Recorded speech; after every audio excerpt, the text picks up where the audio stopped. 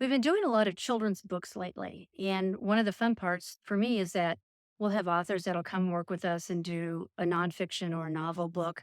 And then they get kind of the writing bite, and they decide they want to go ahead and express themselves more with a children's book. And it's usually about the time they start having grandkids. So that's the fun part. And when they start thinking about a children's book, it's very different from writing a novel or a nonfiction book. And everyone wants to know, where do I start? What do I do? The first thing you want to do is you got to know your audience. Are you targeting the 3 to 5 year olds, or the 5 to 7, or the 7 to 14? You could be anywhere from a board book to a young adult novel.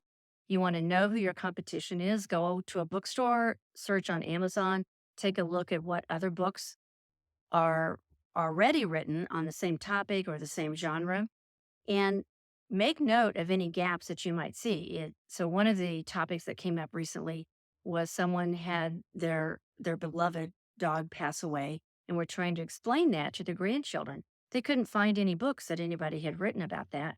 And so they got to thinking about it. What kind of a book would we write? In what age group, and how would we write it? So one of the first things you want to do is you want to finish your manuscript. With children's books, you don't want to go over 1,000 words. Some people say even 500 to 750. The younger they are, the fewer words you need. You want to shoot for anywhere from 32 to 50 pages. With the 50-page book, we try and shoot for that only because then you can get the expanded Library of Congress, which means you'll be then positioned and have the information on your copyright page to be more inviting to libraries. And libraries will only take books that are 50 pages or more. The other thing to get clear on is your story. Make sure that you have a plot that has a beginning, a middle, and an end. Even though it's for young children, they're smart, and they're coming out into this world even smarter than they were when I was a kid. Do your market research. You want to have, do, do you want to have a moral to your story, or are you wanting to have it rhyme? The one thing to keep in mind, though, is that don't force unnecessary rhyme. Everybody wants to be Dr. Seuss, but we're all not Dr. Seuss. You don't want to make up words unless you are a seasoned writer. Do your market research, ask friends and family to read your manuscript, see if they feel it fits your target age group. Ask children in that target age group, unless you're, of course, the 3 to 5 year olds. Ask them to read the book, get feedback from them. What works, what doesn't work, what questions or suggestions do they have? You also want to start, as your manuscript is nearing completion, you want to start interviewing illustrators. You want to talk with them about licensing versus portfolio rights.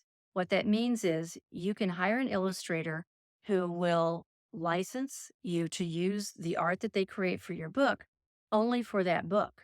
And then if you want to later on decide you want to do mugs or a t-shirt or a backpack or something with image from that book, you have to go back to that original illustrator and license it again for that new medium. Now, there are some illustrators, perhaps college students and even high school students, who are really, really good, that they're just trying to start out and they're just trying to get their name well known, and they're very eager to do a book. And you might be able to hire one of those people. And then, excuse me, the way that works is that you're hiring them, they're going to draw the illustrations for your book. They get their name on the front of the book. And at the same time, they get to retain portfolio rights, meaning that if they have a website or if they have a Facebook page, they can share that they have done done the illustrations for your book. But that allows you to pay them for the illustrations. You retain ownership, and then you can use those illustrations for the t-shirts, the mugs, or the caps that you want to do later down the road.